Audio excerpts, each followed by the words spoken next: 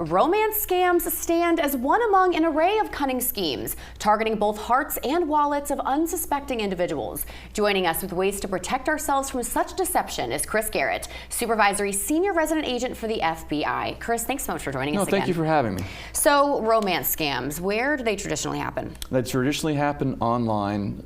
Online. The scammers are, they'll take advantage of social media applications, be looking for people that they will identify as maybe being in a vulnerable position that they could target for, pretending to be a love interest to someone that they suspect or believe would have, sufficient money to be worth their time to try and scam them out of it. And now, you've worked closely with some of these situations. Is there a particular site? I know I'm sure it covers the gamut of the social media, but is there one in particular or a few that you see more often than others? No, I think what you just said is accurate. Anywhere where you are posting information about yourself publicly, you are opening yourself up to suspicious people to reach out to you and make contact with you.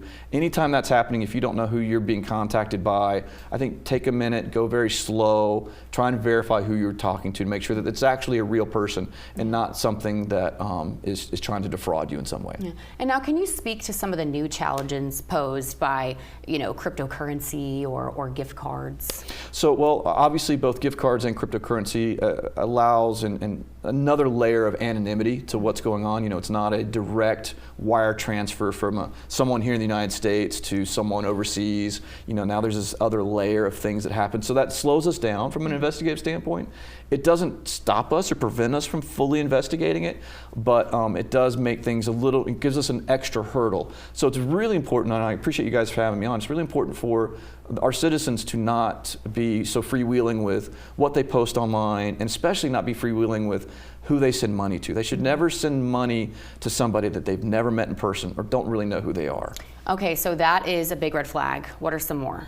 I would say anytime they're trying to kind of wall you off from your own friends and family, quick relationships, like where they're trying to really quickly establish that romantic connection. Love bombing, maybe? Yeah, maybe that. I would also say where they were refusing and coming up with odd reasons to delay an in-person meeting.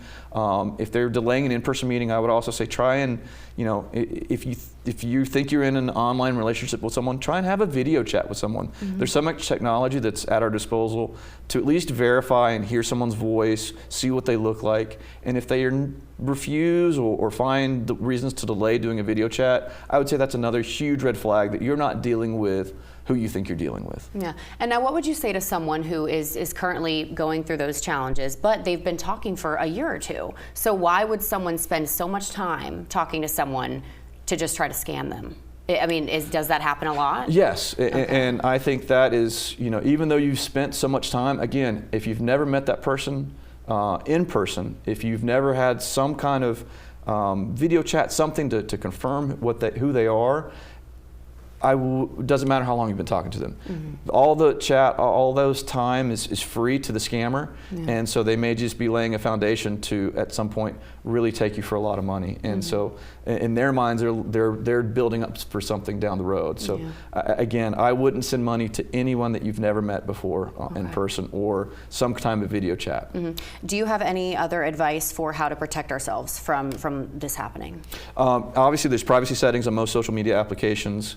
Another thing was if they try and take you out of the initial application where you're having conversations on and go to direct communication, maybe keep it on the application. Again, go slow, do everything you can to verify that the person you're dealing with is legitimate. I would also recommend have conversations with your friends and family about who you're talking to, because you may get some insight from your friends and family about things to look out for that maybe you have blinders on for some reason. And now, can you speak to the prevalence of how much money is really being lost in these romance scams? I think the estimate is in the hundreds of millions of dollars in the United States every year. It's a lot of money. I think the bigger issue is that hundreds of millions of dollars breaks down to so many different victims, and they're targeting our vulnerable adult population. And so with that, the FBI here in South Carolina has partnered with an organization called the South Carolina WEAD Task Force. It's an elder abuse task force here in South Carolina.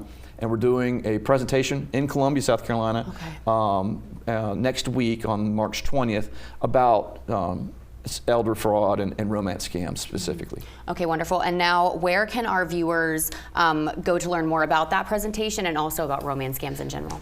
So they can go and learn about romance scams in general at our website, www.fbi.gov. There's some brief topics about that. Also, to learn about the presentation, they can email Columbia_outreach@fbi.gov and even register for the class if they're interested in attending. Okay, wonderful. Chris, thank you so much for joining us again today. No, thank you for having me. We're back in 2 minutes.